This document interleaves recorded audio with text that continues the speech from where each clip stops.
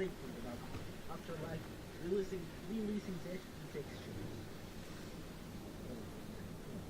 Alright, Big. Big's gonna be right back. Okay, and then what is it? Releasing the HD textures. Mm-hmm. Like after the patch by every 3 to 5 days, they release like a micro update or whatever it is to put in more HD textures, so they don't clog up the server. It downloads just a bit by bit. It sips the information of the size of the files from the servers, and it doesn't cause the legendary well-known. Exactly. Yeah, exactly. It makes more sense doing it that way. You know what I mean? That's a suggestion. Hold on. Let me put up a link over here. I'm reading from. Okay. Where is it? Where is it? Sweet. That's from. I look on what is it? For the record, I look on these guys. I have them in my feed. Like they always put 300 gold codes, whatever it is. Right now there's an. Let's get this show on the road.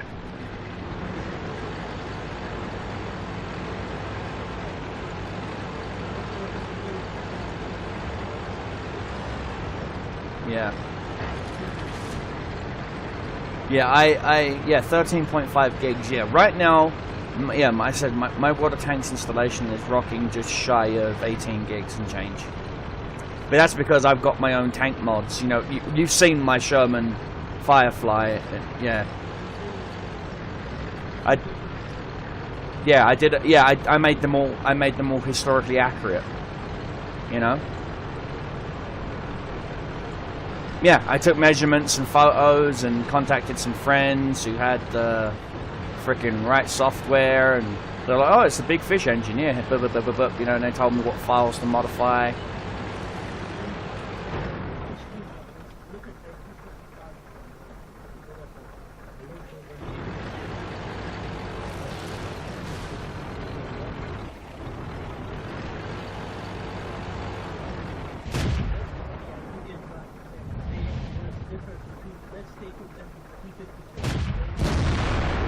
Critical hit.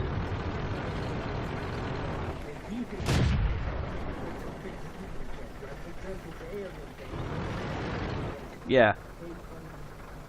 Yeah, the premium one you got from buying the World of Tanks gift set, yeah. The one with the big ass turret on the M6 chassis, yeah.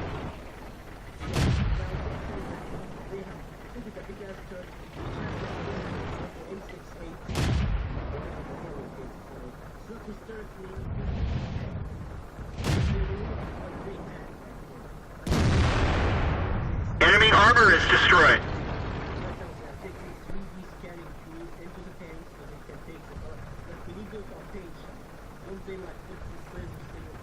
Yeah.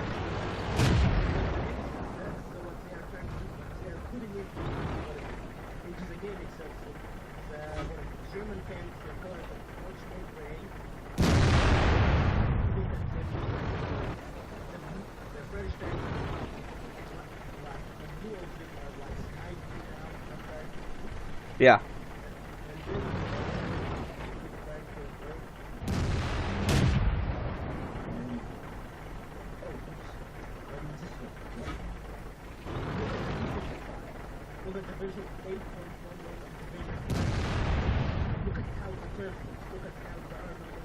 Mm-hmm.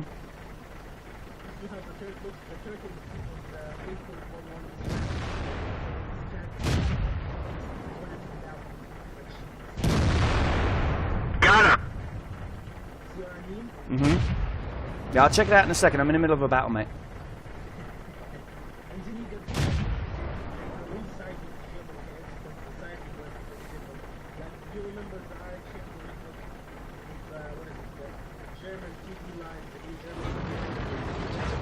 Yeah.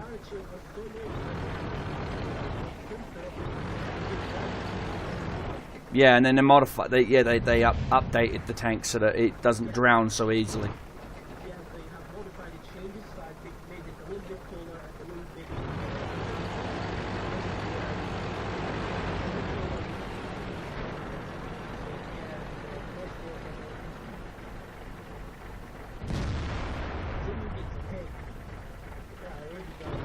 Yep.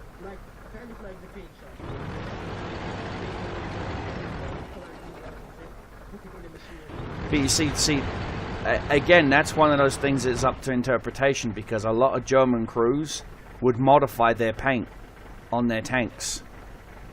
You know, so that they would be indistinguishable from the Allies. Like, look at the Panther M10. They based they took boilerplate and made the turret look just like an M10 Wolverine. Yeah, and then they took the OD green color and painted their tanks in it. But what stopped them from getting killed by their own allies was the fact that they still had the German cross on their tanks.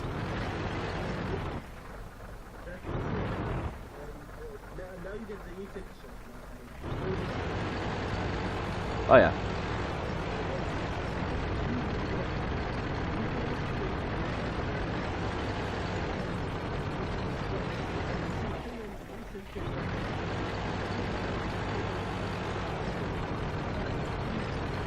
Yeah.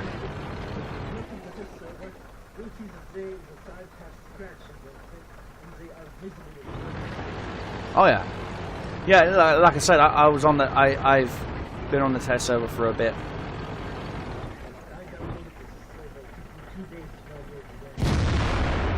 Oh, what the pickle.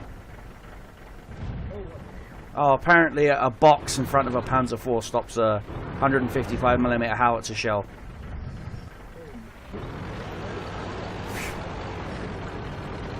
It's the only thing you shoot in a KV-2, buddy.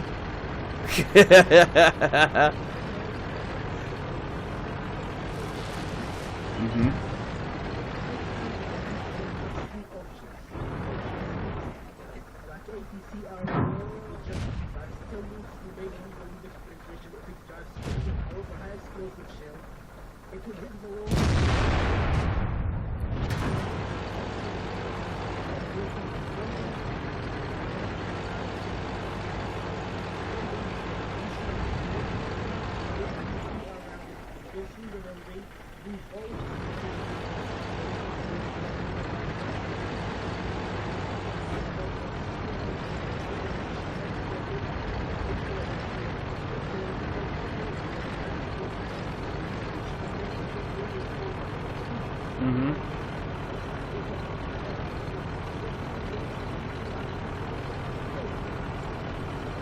Well, I was sniping in my KV-2 and it got me 2 kills in a tier 7 gang.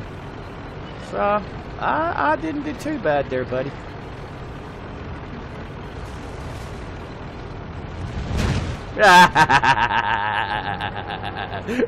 The last tank was an AMX-M 445. He just got gang raped by me and an ISU 152 and a Panzer IV firing with a howitzer. He was not gonna survive. Yeah, let's see. I hit the VK3002D and I damaged his turret. KV-1S, I damaged his gun, injured his driver and his radio operator. The Hellcat, I damaged the turret and the tracks. I'm sorry, I love my KV-2. And I did 1,285 damage in a tier 7 game, which is not bloody bad for me. Fired 6 shots, 3 hits, 3 penetrations. Mm-hmm. Yeah. And then there has been a new tournament that has been brought up. Guess how much does Wargaming earn per player? Hold on, let me get you the link for it. It has been, it's a recent statistic that came out. Where is it? Mm-hmm. It's in the chat. And Wargaming is the most per player. And then you got War Thunder that's trying, it's kind of like pay to win, as Jingle said. So basically, what is it? You can throw money at the game, research wherever you want using the free experience. Mm-hmm. But you have to be willing to throw a big amount of money.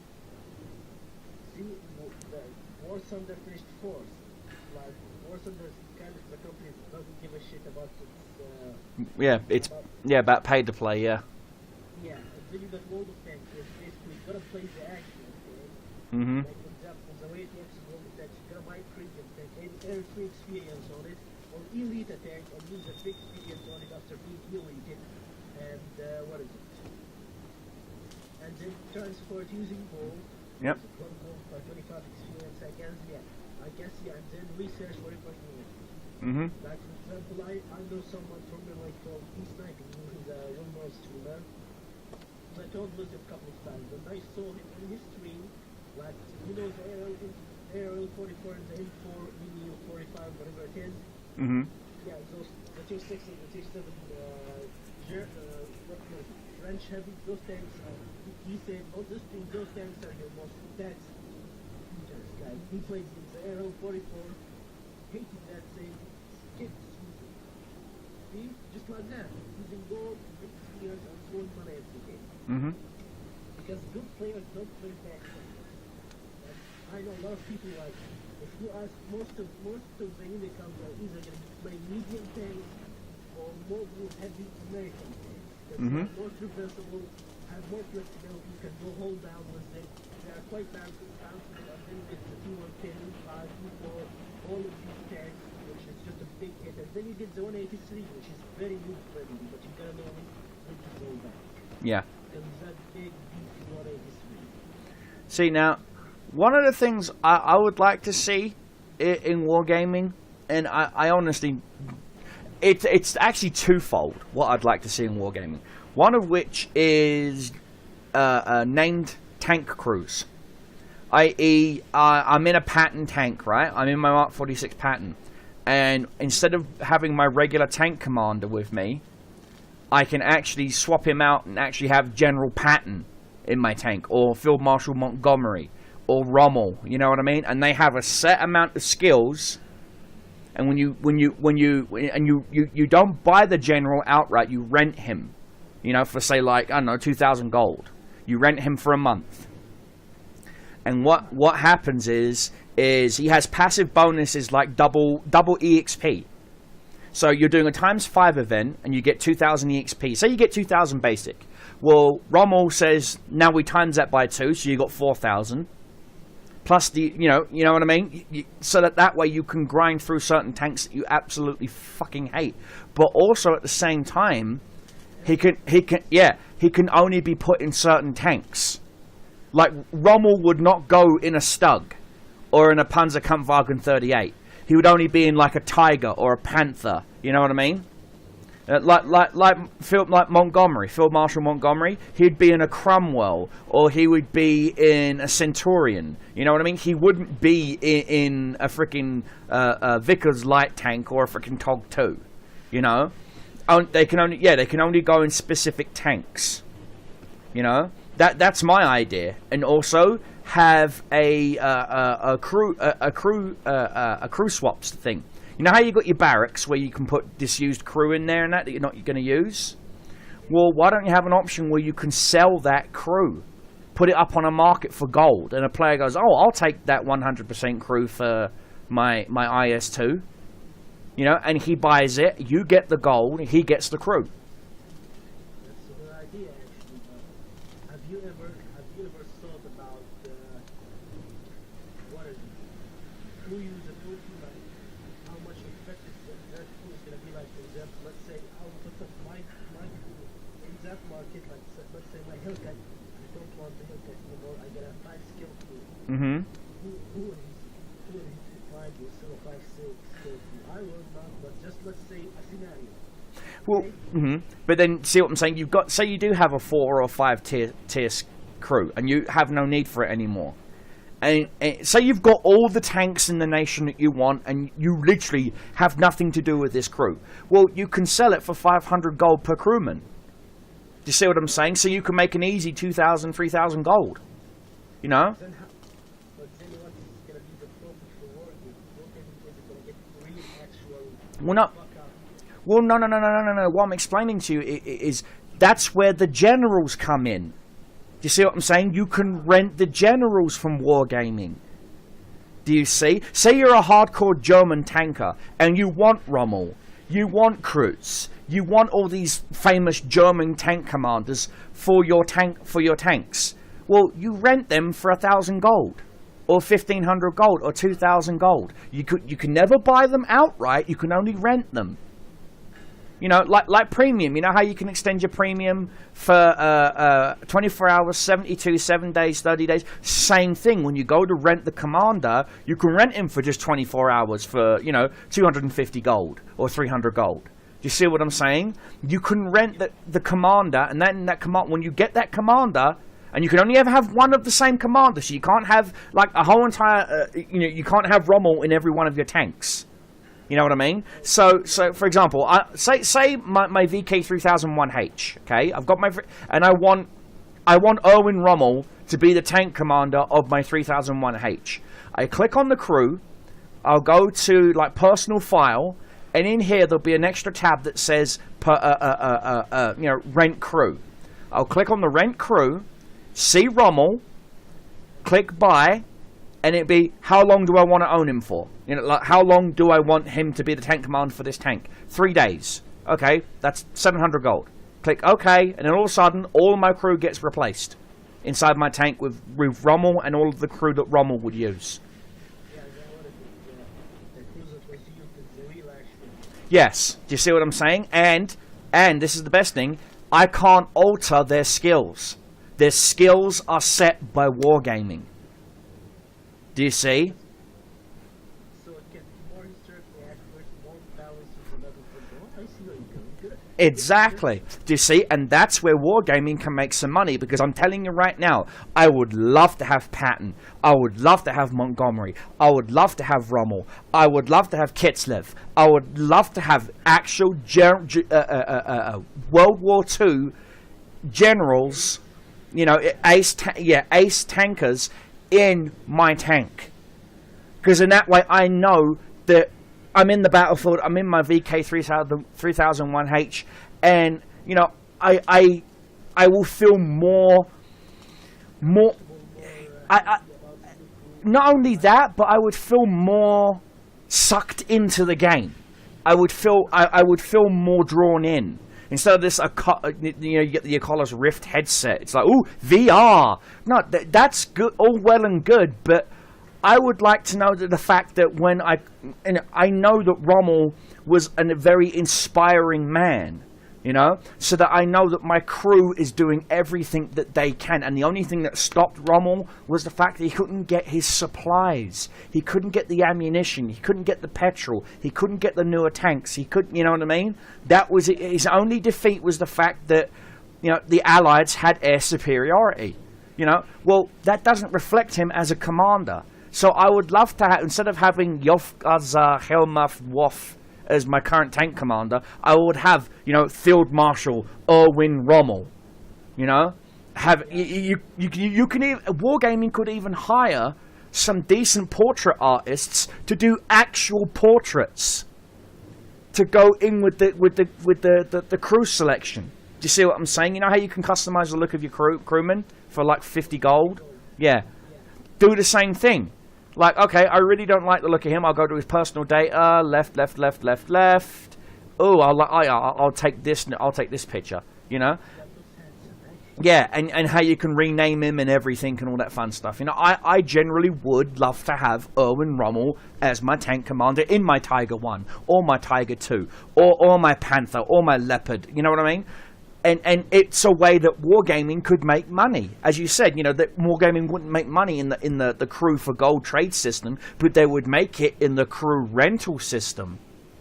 Do you see? And depending on the tier of tank, for example, if Rommel did decide to go into a Panzer 38, because it's a tier 4 tank, he only gets a max of two skills. So if he goes in a tier 8 tank, he gets a max of 4 skills. If he goes in a tier 10 tank, he only gets a max of 5 skills. Do you see? The skills are always cut in half to the tier of tank. That balances it out, even skill tier wise. See? Exactly. And I've been working on this one specific idea since I started playing World of Tanks. I really have. If I could, I would send an email to Wargaming, say, hey guys, this is my idea. Incorporate real world generals. Plain and simple. Montgomery versus freaking, versus Erwin Rommel, Patton versus Cruz. You know what I mean? That you can easily do that. You know, by you know, or better yet, you know, when they release a new tank commander, like say they did release Erwin Rommel to buy outright. When you buy him for, like, say, I don't know, 4,000 gold, you get a rare tank that only Erwin Rommel can command.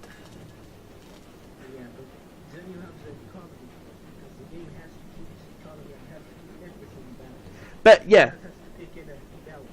but you see, I understand, but that's another, you know, interpretation of my idea.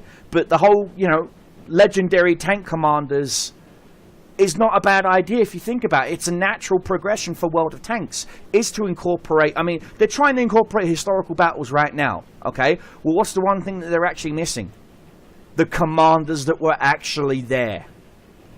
Well, you can get that now. You know, 2,000 gold, you've got Erwin Rommel for 30 days, 90 days, 60 days, you know? What I would like to see is Robert Edwards, the General Robert Edwards, which was the father of the Ensfield design, to be into the game, like he could drive his own Ensfield tank. Yeah. Because he designed this thing, he made it on the bridge because it used air cooling system right out of the box, latest American technology. British love that thing because they killed us. The plastic was break down, they had to build the radiator. If it was shot, they have to use their own like drinking water to cool the radiator so the thing doesn't overheat. Yep.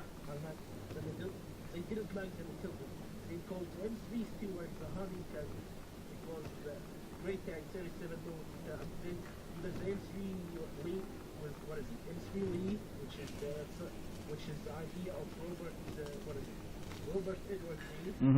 75 millimeter as a rotating turret. What is it? 45 millimeter as a rotating turret. I guess that's the one. Yep. In War Thunder they said that tank crews, like each tank is gonna have a bunch of people playing it as forms, like actual thing. That's what I would like for it to be invaded. It hasn't been invaded yet, but in N3 Lee, you'd have two gunners. Okay? You'd have like the tank would be rolling from the inside. Like someone would be driving the tank, someone else would be aiming, someone would be commanding, someone would be like a real tank crew playing one tank. The thing I want to see is how are they gonna organize the actual thing? Right? How are they gonna put it together? How are they gonna form it? How is it gonna visually look like? And then how in depth is it gonna actually be in action and like do the actual thing? Yeah. That's what I would like for you to say. Oh yeah. Oh yeah.